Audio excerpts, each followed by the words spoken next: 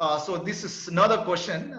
Should it be executed in a stamp paper? I think I got this question again last time. It is not necessary. It is sufficient if it is written down in a white paper. Probably the first page could be on the letterhead of the company concern. It is not necessary that it should be executed in a non-judicial stamp paper. It is not required.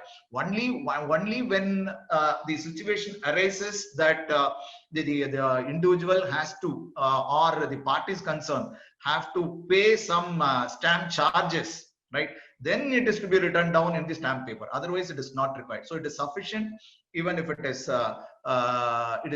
printed out in plain white paper, but it should be duly signed by both the parties, right? One person is offering and another person is accepting. So the signature of both the parties should be there. Ensure that the signature is there in all the pages. I'll move on. So another question again.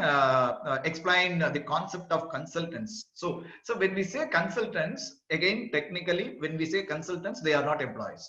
It is very clear, right? So normally the lawyers or any other professionals, say doctors, engineers, they will be normally treated as consultants.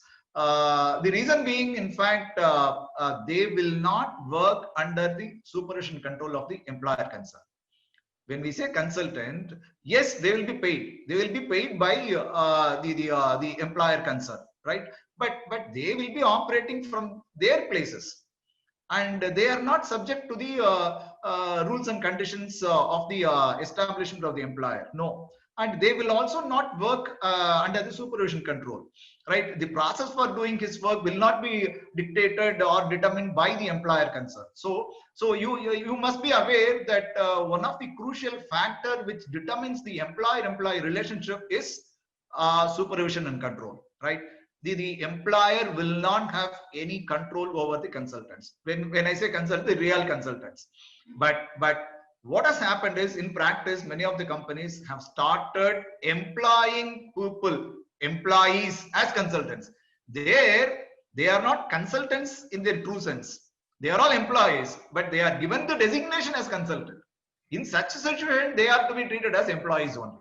So there is a huge difference between that, right? So understand very clearly the concept of consultant. If they are really consultants, then definitely they will not work under the supervision control of the employer, right? In which case, none of the rules and regulations of the company will be applicable to them also, right? They are independent, totally independent, right? Of course, they will be getting fee. That is totally different, right? It's also any other contract. It's not contract of employment, right? When you say contract of employment, then that person should be working under the supervision control of the employer. Here, it is not at all there.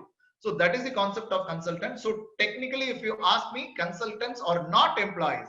But if you are engaging employees and giving the designation as consultant, then that's a different story. Then they will be treated as employees or workers even possible. And of course, all other laws and rules and regulations will be equally applicable to them also.